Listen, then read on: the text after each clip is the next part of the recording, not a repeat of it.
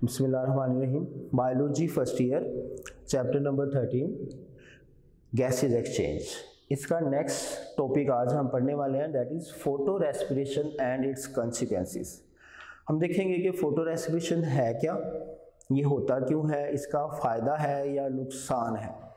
तो पहले तो हम देखते हैं कि फोटो रेस्पिरेशन है क्या। फोटो रेस्पिरेशन ना तो फोटोसिंथेसिस है ना ही ये रेस्पिरेशन है, बल्कि ये दोनों से रिजेंबल भी करता है लेकिन दोनों से ये डिफरेंट भी है।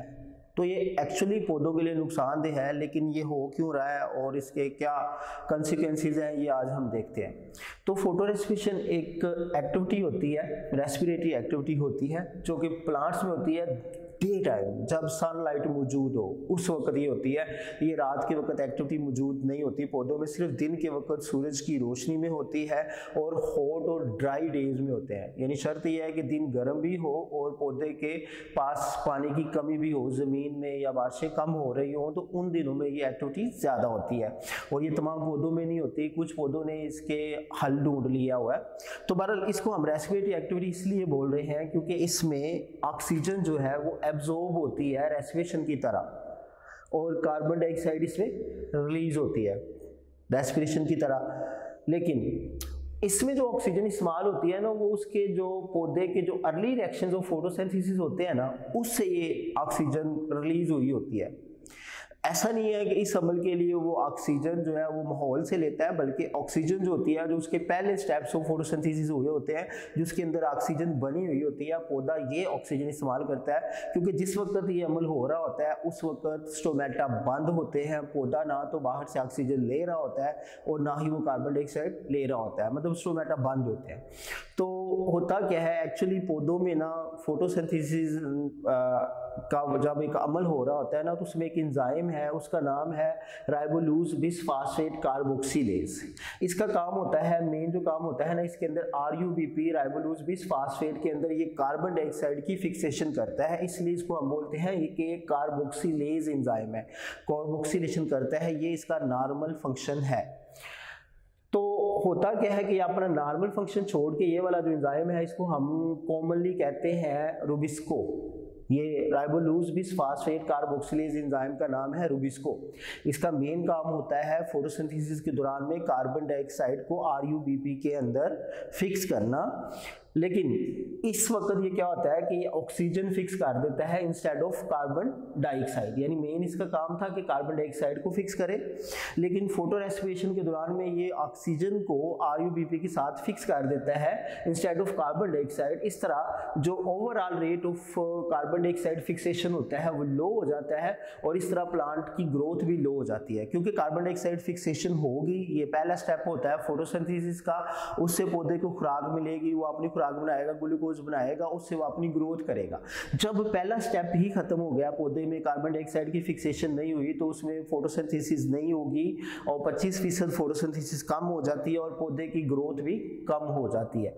तो बहरहाल इसके हम स्टेप्स देखते हैं। हमने पहले भी देखा कि इसमें ऑक्सीजन जज़ब होती है और कार्बन डाइऑक्साइड रिलीज होती है, लेकिन ये जो अमल होता है फोटो रेस्पिरेशन, ये 3 जो ऑर्गेनेलीज होते हैं उनके अंदर होते हैं। पहला जो ऑर्गेनेली जिसमें ये अमल होता है वो होता है क्लोरोप्लास्ट, दूसरा होता है पेरोक्सिसोम, तीसरा होता है माइटोकॉन्ड्रिया। यानी ये 3 ऑर्गेनेलीज के अंदर ये अमल मुकम्मल होता है।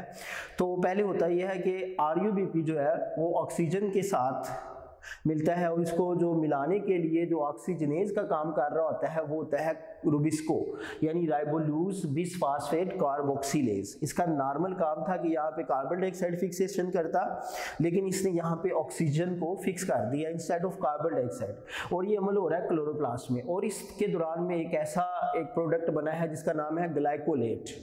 अब ये ग्लाइकोलेट आहिस्ता आहिस्ता क्लोरोप्लास्ट से डिफ्यूज हो जाएगा, जब ये चला जाएगा दूसरे ऑर्गेनेली के अंदर जिसका नाम है प्रोक्सिसोम। ये पौधों में ही ये ऑर्गेनेली होता है। तो फिर क्या होता है कि वहाँ पे ये जो ग्लाइकोलेट जो पहले बना था इसको कन्वर्ट किया जाता है ग्लाइसिन में। वहाँ पे एंजाइम्स होते हैं प्रोक्सिसोम के अंदर जो कि ग्लाइकोलेट को ग्लाइसिन में कन्वर्ट कर देते हैं। अब नेक्स्ट कोई भी फर्दर रिएक्शन ग्लाइसिन के ऊपर प्रोक्सिसोम में नहीं होता। वहाँ पे जब ये बन रहा है तो वहाँ से डिफ्यूज होकर चला जाता है नेक्स्ट ऑर्गेनेली में, वो है माइटोकॉन्ड्रिया। तो माइटोकॉन्ड्रिया में ग्लाइसिन के 2 मॉलिक्यूल को कन्वर्ट किया जाता है सीरीन में, और यहाँ से निकलती है कार्बन डाइऑक्साइड का मॉलिक्यूल, यानी कार्बन डाइऑक्साइड यहाँ से रिलीज हो रही है माइटोकॉन्ड्रिया के अंदर, और जो ऑक्सीजन एब्जॉर्ब हुई थी वो हुई थी क्लोरोप्लास्ट के अंदर। हमने देखा कि इसमें ऑक्सीजन जज़ब होती है, कार्बन डाइऑक्साइड रिलीज होती है, लेकिन क्लोरोप्लास्ट के अंदर ऑक्सीजन जज़ब होती है और माइटोकॉन्ड्रिया के अंदर कार्बन डाइऑक्साइड रिलीज होती है। तो इसलिए ना ही ये अमल फोटोसिंथेसिस है, ना ही ये अमल रेस्पिरेशन है। तो बहरहाल एक इसकी भी डेफिनेशन सादा देख लेते हैं कि ऐसा पाथवे जिसमें RUBP राइबोलूज बिसफॉस्फेट को कन्वर्ट किया जाता है सीरीन के अंदर, इस अमल को बोलते हैं फोटो रेस्पिरेशन।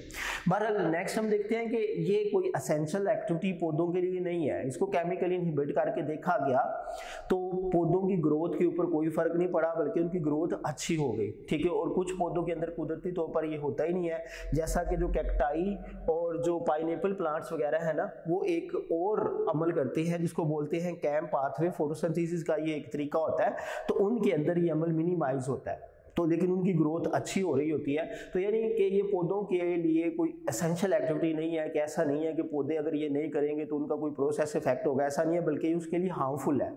तो अगर ये उनके लिए हार्मफुल है तो ये होते क्यों है ये भी हम देखते हैं, लेकिन पहले हम देखते हैं कि ये कब होती है। व्हेन इट हैपन्स होता यह है कि जब हॉट और ड्राई डेज होते हैं, यानी पौधा की जो इन्वायरमेंट है वो हॉट भी हो जाती है और ड्राई भी होती है। तो दिन का वक्त होता है, उस वक्त पौधे ना अपने स्टोमेटा बंद कर देते हैं ताकि जो वाटर लॉस ना हो, क्योंकि उन दिनों पहले ही ड्राई कंडीशंस हैं। ड्राई कंडीशन से बचने के लिए वो अपने स्टोमेटा को क्लोज कर देते हैं ताकि फर्दर लॉस ऑफ वाटर ना हो। और ऐसा करने के लिए उनको एक स्पेशल हार्मोन उनका बनता है, उसको बोलते हैं एब्सिसिक एसिड। एब्सिसिक एसिड जो हार्मोन होता है वो रोशनी होने के बावजूद, डे टाइम के बावजूद जो है वो उनके स्टोमेटा को क्लोज करवा देता है। बहरहाल जब स्टोमेटा बंद हो गए, अब क्या है कि फोटोसिंथेसिस का अमल हो रहा था, उसमें ऑक्सीजन बन रही थी और उसमें कार्बन डाइऑक्साइड यूज हो रही थी। तो जब कार्बन डाइऑक्साइड यूज हो रही थी तो कार्बन डाइऑक्साइड का लेवल फॉल हो जाता है पत्ते के अंदर, और ऑक्सीजन क्योंकि वहां पे फोटोसिंथेसिस के अमल से बन रही थी तो इसका लेवल जो है वो राइज हो जाता है। अब नॉर्मली तो ये होता है कि जो ऑक्सीजन फोटोसिंथेसिस में बनती है ये स्टोमेटा के रास्ते बाहर डिफ्यूज हो जाती है और बाहर से कार्बन डाइऑक्साइड मजीद अंदर आ जाती है, लेकिन अब इस केस में ऐसा नहीं हो पा रहा क्योंकि पौधे ने अपने जो स्टोमेटा है वो क्लोज कर दिए हुए हैं। तो जो अंदर ऑक्सीजन बनी हुई है वो अंदर ही मौजूद रहती है और बाहर से मजीद कार्बन डाइऑक्साइड आती ही नहीं है। तो फिर इस केस में क्या होता है कि जो रुबिस्को एंजाइम है जो कि कार्बोक्सिलेशन कर रहा था जब कार्बन डाइऑक्साइड का लेवल हाई था, अब कार्बन डाइऑक्साइड का लेवल लो हुआ है, तो ये जो रुबिस्को एंजाइम है राइबोलूज बिसफॉस्फेट कार्बोक्सिलेज, ये एक ऑक्सीजनेज के तौर पर काम करना शुरू कर देता है, यानी ये ऑक्सीजनेशन कर देता है, यानी कि ये इसके साथ ऑक्सीजन को ऐड कर देता है RUBP के साथ इंस्टेड ऑफ कार्बन डाइऑक्साइड। तो यहाँ से सारा मसला स्टार्ट होता है। तो फिर यानी कार्बोक्सिलेज की बजाय, तो बस इसकी जस्ट ऑक्सीजन के लेवल हाई होने की वजह से इसने एज ए ऑक्सीजनेज काम किया रुबिस्को एंजाइम ने, तो वहाँ पे ये सारा एक जो जरूरी स्टेप्स नहीं है उन सभी स्टेप्स का एक अमल स्टार्ट हो गया। तो ये जरूरी नहीं था, तो ये यहाँ पे इसकी गलती की वजह से जस्ट हुआ। गलती भी इस माहौल में हुई है, यानी जो अर्ली कंडीशंस थी जिसमें रुबिस्को बना था, इवॉल्व हुआ था, तो उसमें ये ऑक्सीजनेशन के तौर पर काम नहीं करता था क्योंकि अर्ली इन्वायरमेंट में ऑक्सीजन होती नहीं थी। लेकिन अब मौजूदा हालात में ये इसकी समझने की एक गलती कर रहा है कि ये ऑक्सीजनेज की कार्बोक्सिलेज की बजाय ऑक्सीजनेज की तौर पर काम कर रहा है, तो ये इसकी गलती हो रही है। नेक्स्ट अगर हम देखते हैं तो फोटोसिंथेसिस और रेस्पिरेशन में कुछ सिमिलरिटीज भी है, डिफरेंसेस भी है, क्योंकि हमने पहले भी देखा कि जो फोटो रेस्पिरेशन है ना तो वो फोटोसिंथेसिस का अमल है और ना ही ये रेस्पिरेशन का अमल है। तो बहरहाल इन दोनों में जो ATP और NADPH इस्तेमाल होते हैं ना, वो दोनों में इस्तेमाल होते हैं, और ये जो फोटोसिंथेसिस का जो लाइट डिपेंडेंट रिएक्शंस है उनमें ये दोनों ATP और NADPH2 बने थे और ये दोनों अमल ही उसको यूज कर लेते हैं, यानी जो भी सारे स्टेप्स थे इनमें ATP और NADPH यूज हुए थे। तो बहरहाल फोटोसिंथेसिस भी ऐसा इनको यूज करता है और फोटो रेस्पिरेशन में भी यूज हो रहे हैं। लेकिन फोटोसिंथेसिस से इसका फर्क ये है कि फोटोसिंथेसिस में ग्लूकोज बना था लेकिन फोटो रेस्पिरेशन में कोई ग्लूकोज नहीं बनता, ठीक है। दूसरा, इसमें कोई कार्बन डाइऑक्साइड फिक्सेशन नहीं होती जो कि फोटोसिंथेसिस में हुई थी, लेकिन वो फोटो रेस्पिरेशन में नहीं होती। इसलिए फोटोसिंथेसिस का अमल 25% कम हो जाता है क्योंकि कार्बन डाइऑक्साइड फिक्सेशन 25% कम हो जाती है। जब फोटोसिंथेसिस का अमल कम हो जाएगा तो ओवरऑल पौधे की ग्रोथ कम हो जाएगी। अब रेस्पिरेशन से भी फोटो रेस्पिरेशन थोड़ी सी मिलती भी है और डिफरेंट भी है। वो ऐसे है कि मिलती इस तरह से है कि दोनों में ऑक्सीजन जज़ब होती है और कार्बन डाइऑक्साइड जो है वो रिलीज होती है। दोनों में oxygen is absorbed and carbon dioxide is released in both photo respiration and respiration. But respiration में एटीपी बनी थी, लेकिन फोटो रेस्पिरेशन में कोई एटीपी फॉर्मेशन नहीं होती है, जस्ट एटीपी बल्कि यूज होता है। रेस्पिरेशन अगर नुकसानदेह है, पौधे के लिए जरूरी भी नहीं है बल्कि नुकसानदेह, तो ये मौजूद क्यों होती है, ये एग्जिस्ट क्यों करती है? एक्चुअली जो एक्टिव साइट है रुबिस्को की, ये जो हमारा एंजाइम है राइबोलूज बिसफॉस्फेट कार्बोक्सिलेज, इसकी जो एक्टिव साइट है वो इवोल्व हुई थी कार्बन डाइऑक्साइड को भी बाइंड करने के लिए और ऑक्सीजन दोनों को बाइंड करने के लिए इवोल्व हुई थी। यानी इनकी एक्टिव साइट जो है, हर एक एंजाइम की एक एक्टिव साइट होती है जो खास सबस्ट्रेट के साथ रिएक्ट करती है, तो जो इसकी एक्टिव साइट होती है वो कार्बन डाइऑक्साइड और ऑक्सीजन दोनों को बाइंड करने के लिए इवोल्व हुई थी। अब शुरू में तो ये कोई मसला नहीं था, क्योंकि शुरू में हमारे पास ऑक्सीजन मौजूद ही नहीं थी एटमॉस्फेयर में। ऑक्सीजन जितनी भी एटमॉस्फेयर में आई है वो फोटोसिंथेसिस के अमल से आई है, तो शुरू में तो ये बड़ा फेवरेबल रहा, इसकी सिलेक्शन, नेचुरल सिलेक्शन होती रही इस एंजाइम की, और इसका कोई मतलब वेरिएंट सामने नहीं आया। लेकिन अब मौजूदा हालात में क्योंकि ऑक्सीजन का लेवल बढ़ गया है, तो जब कभी ऑक्सीजन का लेवल ज़्यादा हो जाता है तो कार्बोक्सिलेज ऑक्सीजन कार्बन डाइऑक्साइड की बजाय जो रुबिस्को है वो कार्बोक्सिलेशन करने की बजाय ऑक्सीजनेशन कर देता है। तो इसकी इस गलती की वजह से ये सारा अमल शुरू होता है, जो कि एक वेस्ट प्रोसेस है जिसमें एक्चुअली वो एक हार्मफुल एक्टिविटी है पौधे के लिए। तो बहरहाल इसलिए इस हार्मफुल से बचने के लिए कुछ पौधों ने इसका हल ढूंढ लिया है, जैसा कि जो कैक्टस प्लांट्स होते हैं, कैक्टाई और पाइनएप्पल वगैरह, उन्होंने एक फोटोसिंथेसिस के लिए एक अलग अमल इस्तेमाल किया, उसको बोलते हैं कैम पाथवे।